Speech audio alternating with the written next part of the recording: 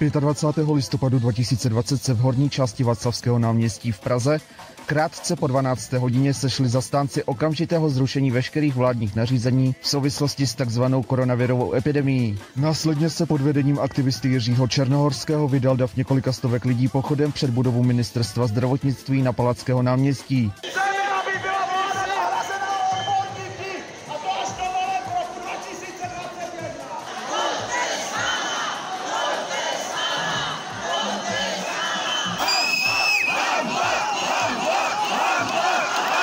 V podatelně ministerstva podal aktivista Jiří Černohorský jménem spolku Čest, Svoboda, Respekt memorandum, jehož obsah následně před budovou ministerstva přečetl. Požadujeme návrat zdravotnictví do stavu, kdy se odpovídající pozornost věnuje léčbě všech ostatních onemocnění.